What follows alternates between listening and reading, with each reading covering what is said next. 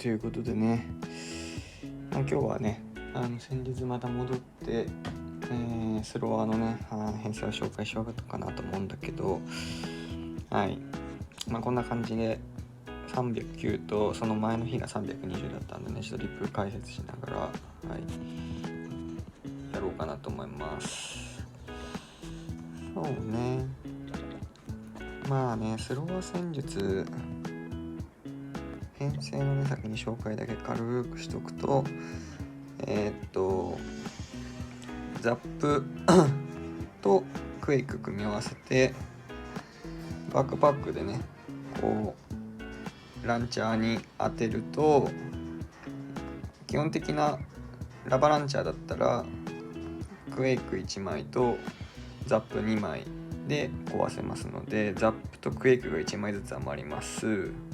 なんで余ったザップとクエイクはログランチャーのね穴開けで足りないところの壁開けに使ったりとか、ザップはですね、とにかくこの編成オーデンを生かさないといけないので、ヘッドハンターがね4体とか入ってるような、クランキャッスルの場合はヘッドハンターにね打ってあげるといいかなと思います。で、覚えておくといいのは、呪文タワーは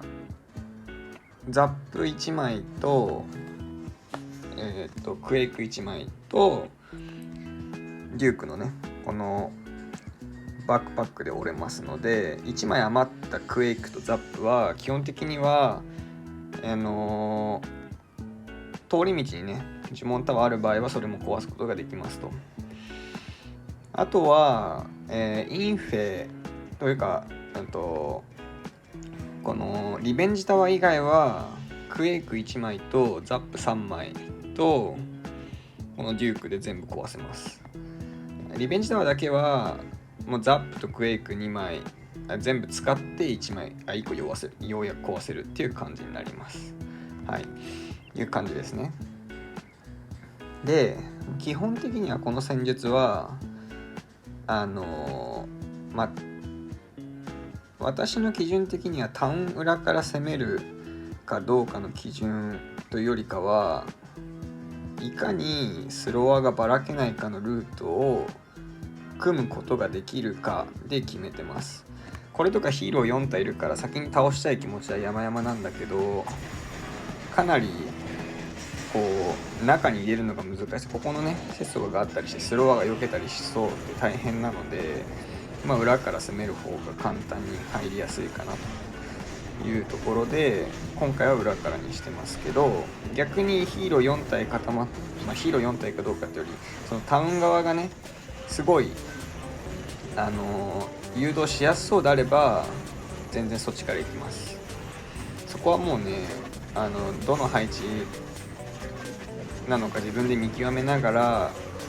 やっていきますと。これとかねデュークがもうかなり綺麗に入ってるので誘導が簡単ですと。なので真ん中にねラバランチャーあるときは結構自由にデュークの始めるポジションを決められるんですよね。斜めにこう入って下側をカットすることでやりやすくする場合もあれば、ここの区画だけねなんか浮いてるから、デューク普通に直進で入ってきてデュークに真ん中壊させて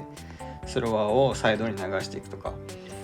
このデュークの最初の向きが結構大事ですね。でこういう風にね真ん中が広めの配置は片側に寄せてあげればねそんなに被弾が多いわけでもないので、難しくないです。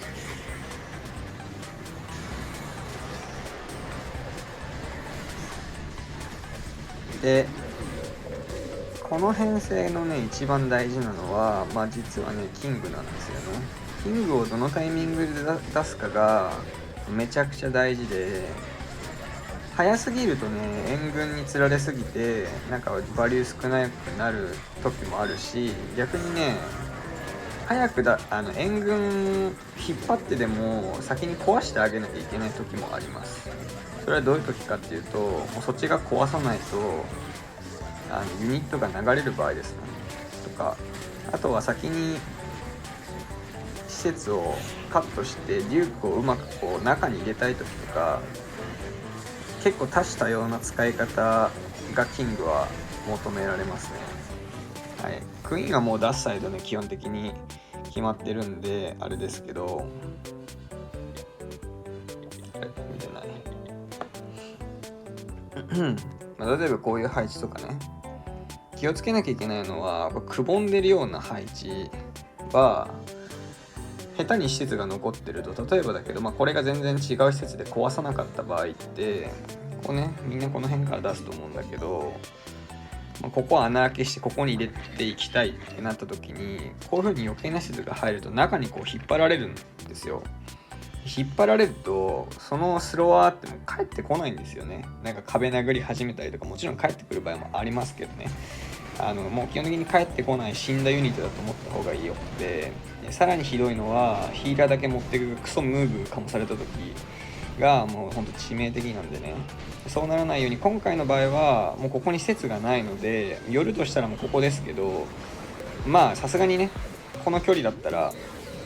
こう中に入って、今これエディ殴ってますけど、ここに施設があるとね、これ殴りに行ってこっち殴ってっていう風に大惨事になるので、そこはねさすがに読まないといけないですね。でこの場合はちょっと最悪こっち流れるケースも考えられるのと、あとはキング後出しでもよかったんだけど、ここは難しいところですね。別に早く出すメリットは正直なかったかなと思ってました。ちょっとねここに行くのが怖くて、実際1匹流れたんでね、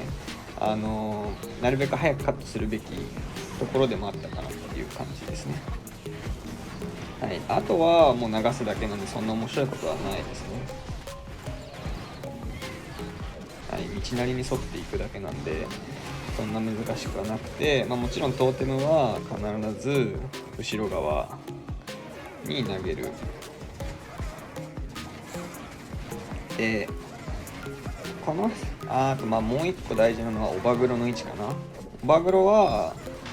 殴れる施設は基本的に殴った方がいいです。後回しにするよりね、スロアは別にタイマン張る分にはね怖い施設正直ないんで、どっちかっていうとタイマンが怖いっていうよりは道をこう制限してあげるために使うっていうイメージですね。あとはオバグロ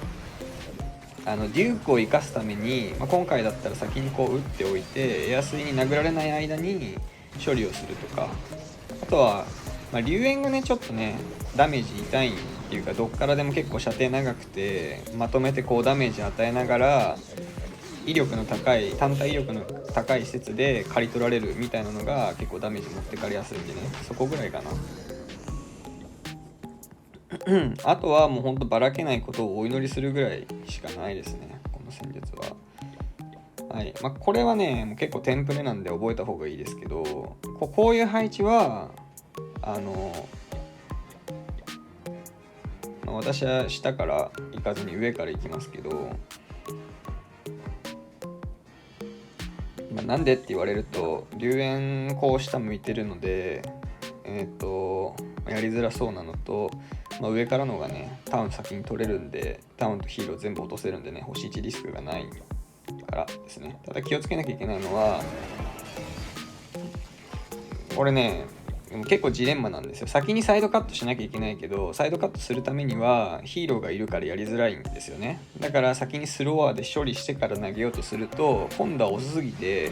ここのねウィズドにターゲットを取るともうこっち側に流れていくんで、そうならない微妙なね塩梅のところを狙って、まずデュークを右側に寄せる。である程度ヒーロー処理してるんで、もうここはね先に投げないとこういう場合は待つ余裕はないんですね。待ってるとこっちのウィズ島に引っ張られて積むんで、ヒーローを相手にする場合でも先にもうここだけ、もうほんとこのキングはもうここだけカットしてくれたらもういいからぐらいの気持ちなんですよ。もうこうすると絶対スロワーはこっちにしか流れないんで、もう流れる心配がないということですね。でキング先に使えば逆にデュークがこういう風な感じでねずっと生きててくれるんで、まあそれはそれでね構わないんでね、どっちかっていうとまあ援軍かな。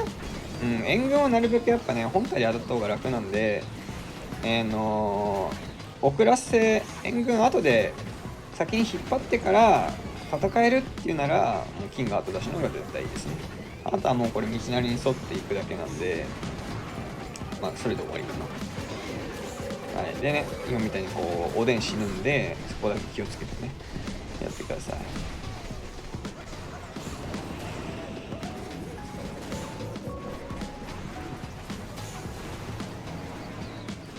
あとはね、まあおでんをね復活させると基本的に時間が足りなくなるかな、この戦術はね。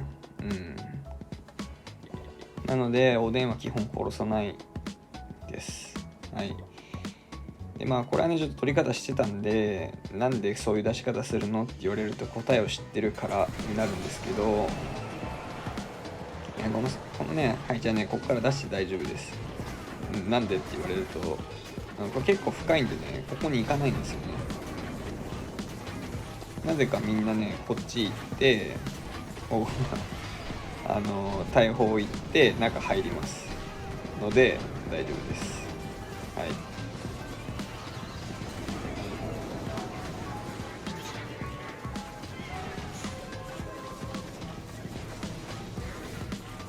でもう援軍引っ張り出してるんでもうキングでさっさとカットしに行きますね。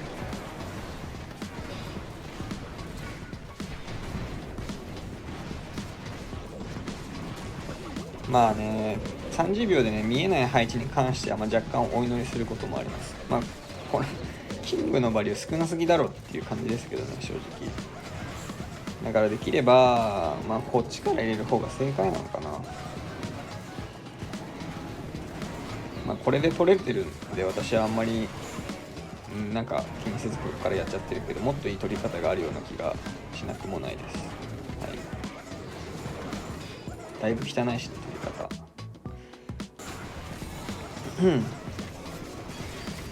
はい、あとはもう道なりに沿っていくだけですね。でね結構援軍派閥があるんだけど、私は最近ねやっぱヒーラーを生き残らせるっていうのが個人的には一番強いかなという意味で、もともとはねなんだっけあいつ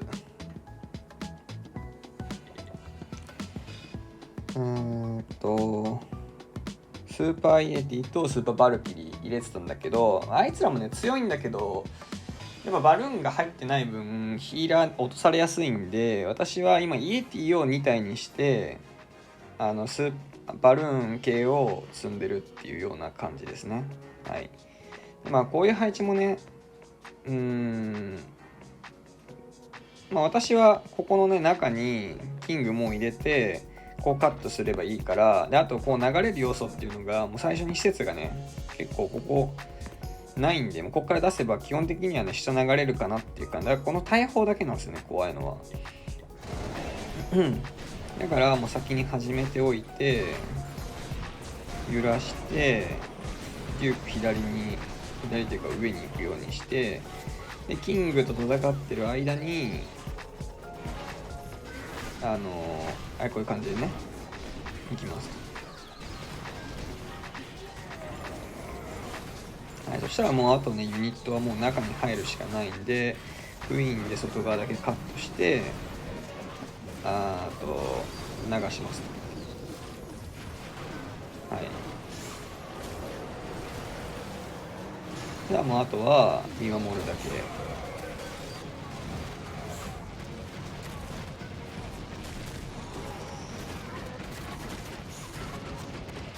そんな解説することもないかなっていう感じですね。で、大体こういうねイカみたいなダイヤの配置はね最後裏のレイジタワーをね取るのが難しいっていうか、龍炎がね逆手に向いてこっちずっと殴ってくるんで、そこをオバグロで止めるっていう感じかな。はい。これさっきやったやつですね。さっきやったからもういいかこれは。ほんで次がキックスやってデストロこういう配置は、これはね、だから下から行くのをちょっと、これでも下から行きたくなるけど、かなりタウンが上に寄ってて怖いのと、デストロはね、結構配置作ってたりして、下に罠固めてそうでめんどくさかったんで、上はね、一見やりづらそうに見えるけど、キングでここだけカットしてあげれば、もうあと下に流れていくだけでね、やりやすそうで、これだけちょっと気持ち悪いけど、ちょっと星1ケアするかぐらいの気分ですね。はい。下からでも全然取れそうな気はするけどね。ていうか下からの方がやりやすそうではあるけど、今回は上から行きましたと。で、上から行く場合は流れないようにしないといけないので、そこだけ気をつけるって感じですね。で、呪文節約のためにアイゴレでこいつ固めておいて、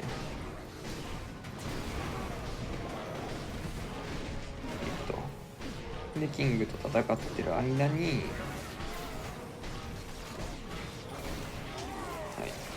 い、いきます。こうすることでね、キングでタゲ取りしながらデュークが残りのヒーローを処理してくれる。で、本体は綺麗に流れている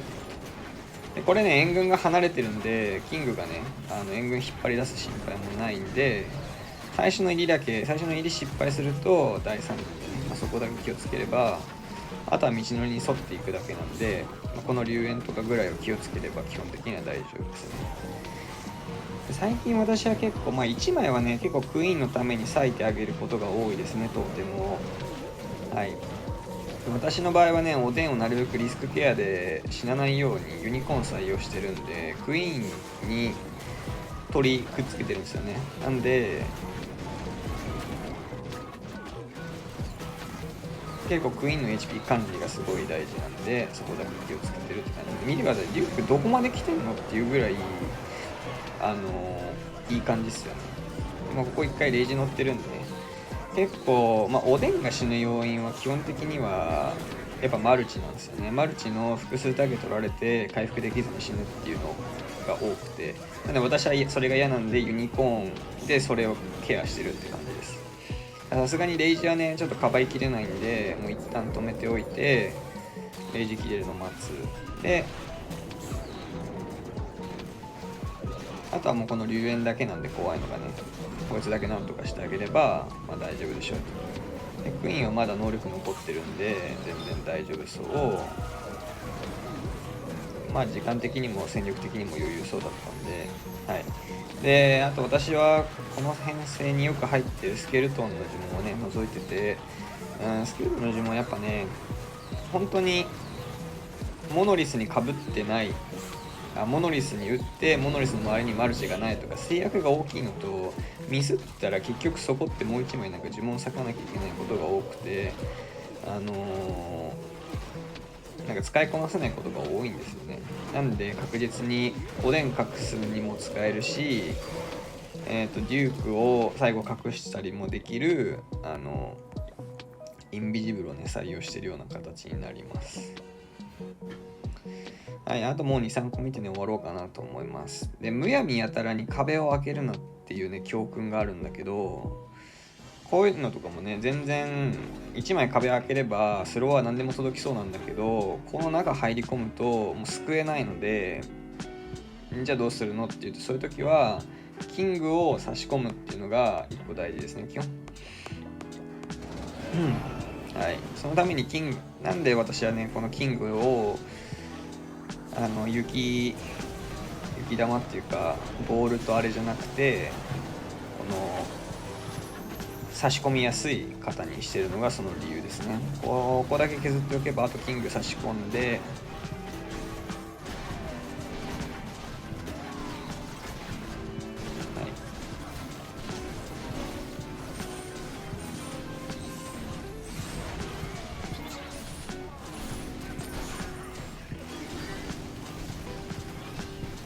おでんがタイ取られてるのっていう話はさておき、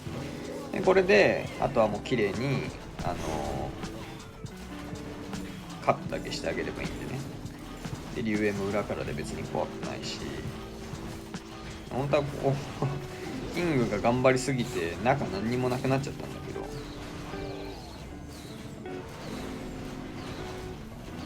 はい、ここまで来たらね、あとは道のりなんでもう基本的に説明することはないですけど、あとはどこにオバグロを打つかぐらいですよね。結構考えながら余裕あるのがね、この戦術のいいところなんだね。ここかぶせるようにするか、あとはねデュークの場所だけちゃんと確認しといて、エアディフェンスどこかなって見て、これだと、ほぼほぼこいつが到達する前に到達するところの範囲にほぼほぼないんで、いつ回復させてもいいか。ただここら辺若干火力高いからオーバーグロかけた後に回復させればちょうどいいかなぐらいを考えながら、時間が進行していくと。で救援打たれるなっていうところで、なんでここに打ってるのかわかんないけど、多分デュークが見えるなというところで、多分デュークの火力をね最小限にするようなやり方にしますけど、正直ここは何でもいいかな。はい。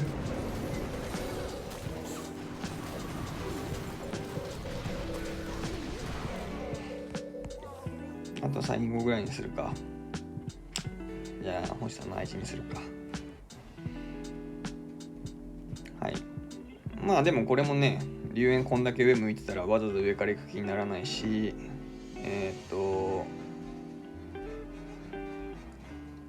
そうね、特に解説することがないんだけど、ただ、最初の入りでね、あとね、こういう風に最初に釣れるような配置は、まずスロワーとヒーラーだけで処理することをお勧めします。理由はヘッドハンター入ってると速攻でおでんたげられて呪文1枚使わなきゃいけないんだけど、こいつらは別にね呪文いらないんでね、だいぶやばかったのと、ストライカーさえ倒せればね別に問題ないんで、処理したらバルキリー1枚欲しいかなっていうお気持ちですね。はい。したらテスラ見えて嫌な予感がしたんで、流れないようにさっさとカットだけ済ませる。はい。でちょっとねここアジャと流れそうな雰囲気もあったんで先にカットするのと、エアディフェンスだけねカットしておけばデューク長らく生き延びてくれるんで、もうさっさとキングは出してます。はい。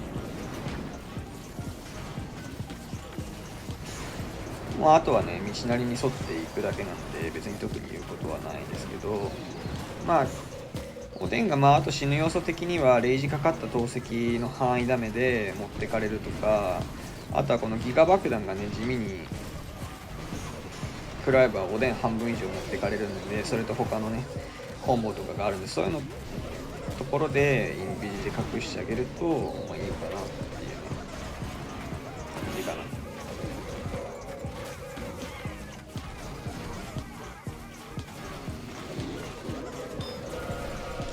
はい、そんな感じでね、今日はこのぐらいにしとこうかなと思いますが、クラフトのねディフェンスが終わりなんですよね、もうすぐね。俺前どうだったか忘れたんだけど、てっきりすぐ新しいの来ると思ってたけど、多分だけど